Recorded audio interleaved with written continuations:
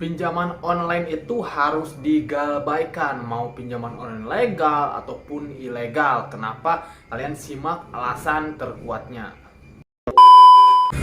Assalamualaikum warahmatullahi wabarakatuh. Kembali lagi bersama saya di sini. Apa kabar kalian semua? Semoga dalam keadaan sehat walafiat dan selalu dimudahkan rezekinya. Di video kali ini saya akan membahas kenapa pinjaman online harus digabaikan, karena ini memang saya ada alasan terkuat untuk kita melakukan gagal bayar di aplikasi pinjaman online.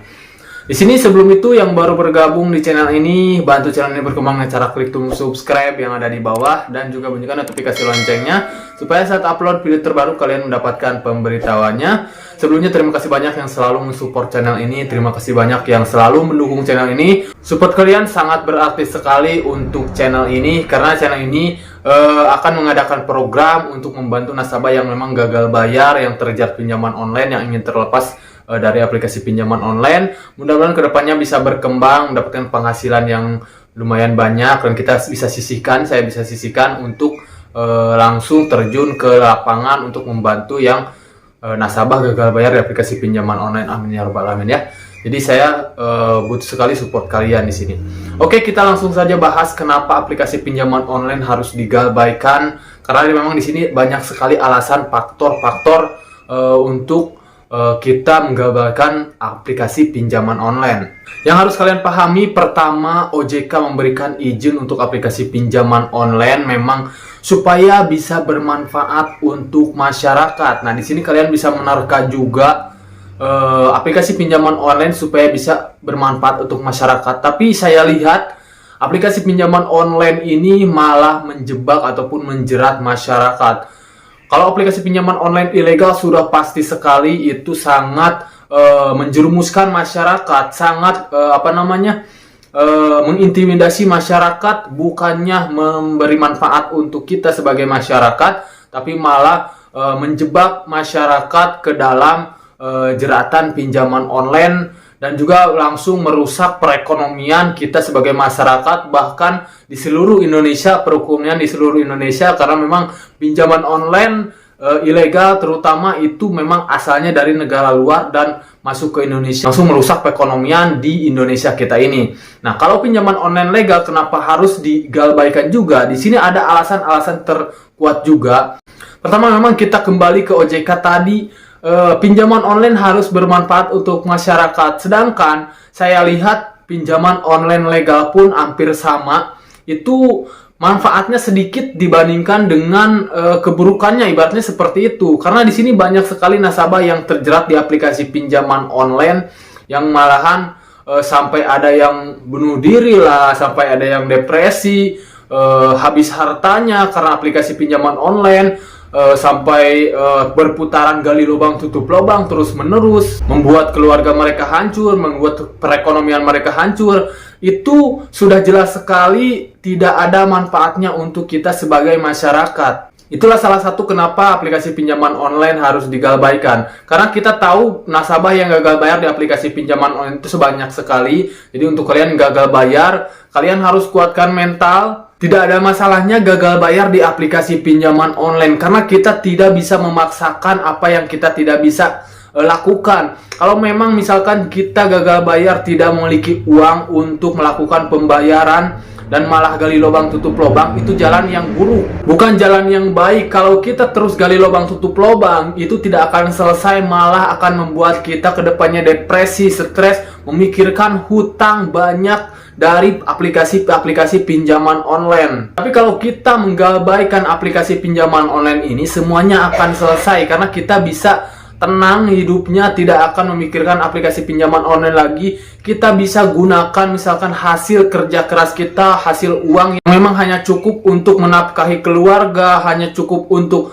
kebutuhan sehari-hari. Kita gunakan saja untuk itu, jangan kita gunakan untuk menutupi aplikasi pinjaman online. Ini mungkin diperuntukkan untuk memang nasabah yang sudah terjerat di aplikasi pinjaman online. Jangan jadikan alasan ini untuk kalian sengaja melakukan pinjaman online dan mencoba untuk gagal bayar. Ini jangan, karena ini mungkin motivasi untuk kita yang memang sudah terjerat di aplikasi pinjaman online, yang sudah gagal bayar, apalagi yang masih gali lubang tutup lubang. Jadi untuk sekarang stop, jangan bayar lagi, karena itu tidak akan ada selesainya. Kita galbaikan saja semua aplikasi pinjaman online kalau memang tidak ada kemampuan untuk melakukan pembayaran. Itu yang terbaik untuk kita semua. Kecuali di sini kita bisa melakukan pembayaran sedikit demi sedikit, minimal kita bisa melakukan pembayaran pokoknya saja. Jangan gali lubang tutup lubang untuk melakukan pembayarannya. Ini juga salah satu syarat untuk kalian terlepas dari jeratan pinjaman online. Kalau kalian memang ingin melakukan pembayaran, tidak ingin melakukan gagal bayar, bayar pokoknya saja cukup. Itu dengan cara menyicil juga bisa. Yang penting ini terselesaikan, jangan sampai kita untuk menutupi pokoknya ini juga lah, pinjam dari aplikasi lain, itu jangan sama sekali. Jadi kalian juga bisa menerka bahwa inilah alasan paling kuat kenapa aplikasi pinjaman online harus digalbaikan. Karena memang ini semua untuk jalan kita, untuk jalan terbaik untuk kita melepaskan diri dari jelatan pinjaman online. Sekarang lupakan saja aplikasi pinjaman online. Kalau memang kalian ingin gagal bayar, hapus aplikasinya. Karena kalian juga, nasabah yang gagal bayar itu butuh ketenangan, butuh ketentraman. Jangan sampai memikirkan pinjol terus menerus, karena itu tidak akan ada selesainya. Hilangkan sejenak, biarkan aplikasi pinjaman online berjalan sendiri. Hiraukan semua penagihan-penagihan debt collector, hiraukan semua deringan dari ponsel kalian yang masuk dari DC debt collector juga. Karena lama-kelamaan semuanya akan selesai. Mungkin yang paling terberatnya adalah perdata. Itu sih sebenarnya bagus juga untuk kita, supaya kita tidak terjerat lagi di aplikasi pinjaman online. Jadi untuk sekarang, kalau memang tidak mampu melakukan pembayaran di aplikasi pinjaman online, tidak mampu membayar pokoknya juga tidak mampu, langsung saja hentikan